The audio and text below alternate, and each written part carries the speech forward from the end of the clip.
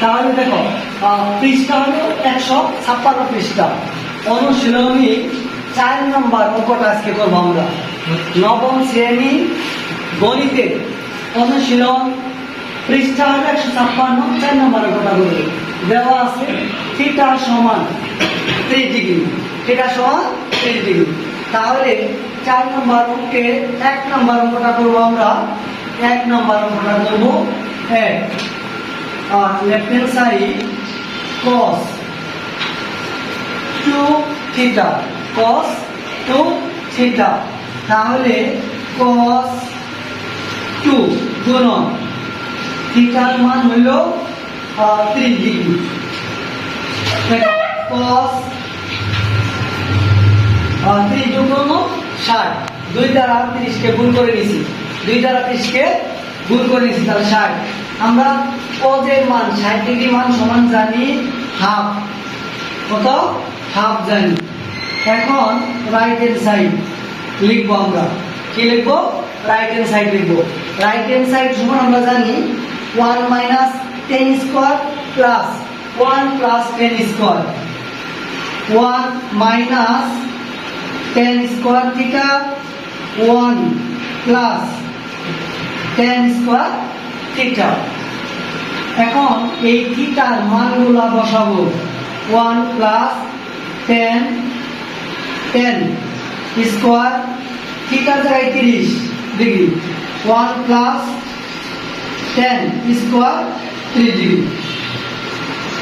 তাহলে এই 30 এর মান 1/√3, 1/√, যেহেতু স্কয়ার আছে স্কয়ার দিব, 1 প্লাস 1/√3 স্কয়ার, 1 3 1 প্লাস। আমরা সূচক লগারিদমের ক্ষেত্রে পড়ে আসছিলাম যে রুট এর মান হলো হাফ। যদি কখনো রুট থাকে এবং তার উপরে স্কয়ার থাকে, হাফ, আর হাফটা হলো পাওয়ার, 2টা হলো পাওয়ার, 2 আর হাফ কাটা যায়, এর জন্য রুট আর স্কয়ার কাটা, রুট আর স্কয়ার কাটা। 3 লসাগু, 3 1, 3 হলো লসাগু, 3 ওকে 3 1, তার উপরে 2 নিচে হলো 3, 4 হলো 4 নিচে হলো 3, 2/3। ভাগ থাকলে গুণন হয়, ভাগ থাকলে কি হয়? গুণন। তাহলে ভাগকে যদি গুণন করি, এই নিচে যা সংখ্যা থাকবে লব অথবা হর, তাহলে হরটা লব হবে, লবটা হর হবে।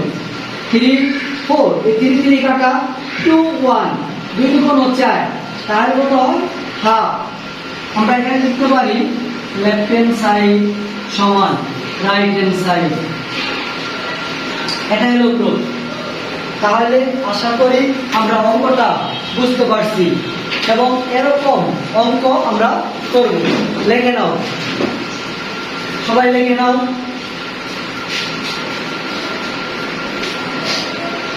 এটা হলো মান দিয়ে দেওয়া থাকবে 30 ডিগ্রি, অথবা এখানে মান দেওয়া থাকবে 45 ডিগ্রি, 15 ডিগ্রি, যাই মান দেওয়া থাকবে।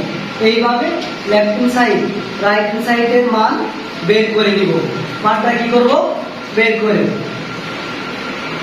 তাহলে প্রিয় শিক্ষার্থীরা, তোমরা এরকম মান নির্ণয়ে বা মান বের করো। যদি অঙ্ক বুঝতে না পারো বা করে যেতে চাও, তাহলে অবশ্যই কমেন্টসে তোমরা অঙ্কটা লিখে দিবে এবং পৃষ্ঠা অথবা নাম্বার লিখে দিবে। হ্যাঁ, ঠিকই আছে।